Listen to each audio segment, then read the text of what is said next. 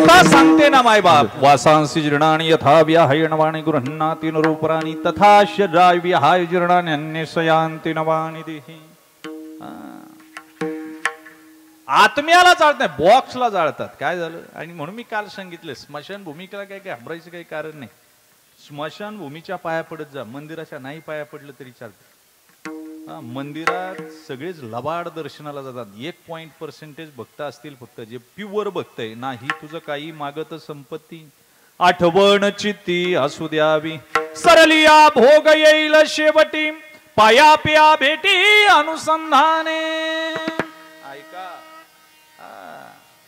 मी भेटायला येईल तुला, पण कधी माझे भोग संपल्यावर. पण तुझ्याकडे काही मी मागणार नाही देवा. ही तुकोबरायांची भाषा आहे. ऐका ना, आज आमच्याकडे सगळे मागणारे, सकाळी अवघे दे दे म्हणती हरी, सकाळी उठल्याबरोबर मागणारे 99.99% भक्त नाही. केलेल्या पापाच्या भीतीपुटी मंदिराचा आश्रय. काय बोललो मी?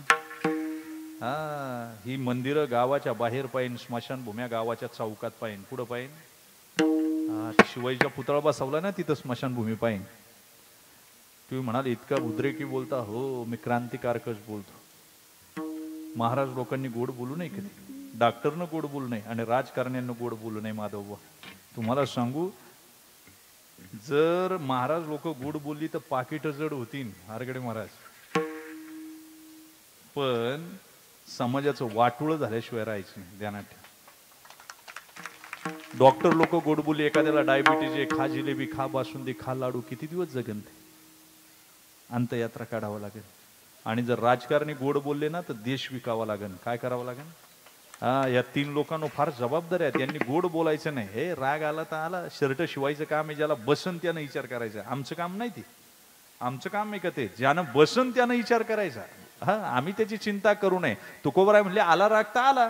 इतकं निर्भेड ज्याला राहता येतं ना, त्याला परमार्थ शुद्ध करता येतो. काहीच अडचण, काही अडचण नाही आणि काही लागत नाही. तो काही कमी पडू देत नाही. तुम्ही फक्त इच्छा करा, तो देतो. त्याला फक्त आईसारखं पाहायचं आणि त्याच्या काही इच्छा करायची. प्रभू बास, तुम्ही म्हणाल ते होतं. ज्ञानोबराय म्हणले, तुम्ही म्हणाल ती इच्छा देव पुरवतो. काय पुरवतो? देव पुरवतो. याचं चिंतन आहे. ऐका, मग तुमची शिदोरी वाढते कशानं? तर शिदोरी वाढते याच्यानं. आणि शेवटी काय, चरित्र सांगूनच कथा चरित्र ते उच्चारावे, चरित्र ते विस्तारावे असं नाही म्हटलं. बिभ्रत वेणू जठरपटो एका श्लोकातही काला होतो, पण तसं करता येत नाही. आपल्याला सांगायचंच आहे, पण याचा भावार्थ शिदोरी या शब्दावरच बोलतोय आपण मगासपासनं. काम नावाची, काम्य कर्म, काम क्रोध लोभ मन्मत्सर या विकारातून तर षडविकार वेगळे आणि षड उर्मी वेगळ्या. षड विकार आणि षड उर्मी या एकत्रित होऊन कर्म तयार होतं. काय होतं? चिंतन ऐका तुम्ही. याचं चिंतन जर पाहू गेलो तर तुमच्या लक्षात येईल, काम काम काम जीवाला निर्माणही करू शकत नाही आणि डिस्ट्रॉय करू शकत नाही. बरं का? काम क्रोध निर्माणही करू शकत नाही आणि संपवू शकत नाही. तो जातो, त्याचं शरीर जाते, आत्म्यावरचे संस्कार शिल्लक आहेत. काय बोललो मी? ऐका, काम काम काय, याला एनर्जी कन्झर्वेशन रूल लावायचा. Energy neither creative nor be destroy, it is a transfer one stage to another stage. तुम्ही काम निर्माण करू शकत नाही, ही एक ऊर्जा आहे. क्रोध एक ऊर्जा आहे. बरं का? ही फक्त जेवढी वापरायची तेवढी वापरायची, बाकी देवाची. जसं डीपी मध्ये लोड येतो, बरं का, डीपी मध्ये विजेचा लोड आला, पण तो जर सप्लाय पुढे झाला नाही, जास्त लोड झाला तर काय होईल? स्फोट होईल का नाही?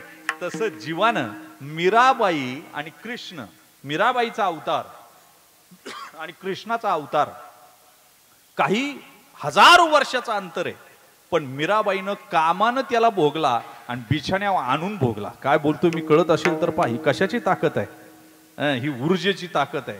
काही संबंध नव्हता. मला सांग, काम तो कामना भोगी तसे देवा, आलिंगण हेवा चरण चुंबी. ही अवस्था आहे. मग शिदोरी कर्माची आपली. ऐका, कर्माची शिदोरी आणि देवाची कृपेची शिदोरी आहे. आता देवाची कृपेची शिदोरी, देव कुणावरही कृपा करत नाही. बरं का? ऐका, देव कुणावरही कृपा करत नाही, जगवतो सगळ्यांना, पण कृपा मात्र जो त्याला आठवतो. कात जागा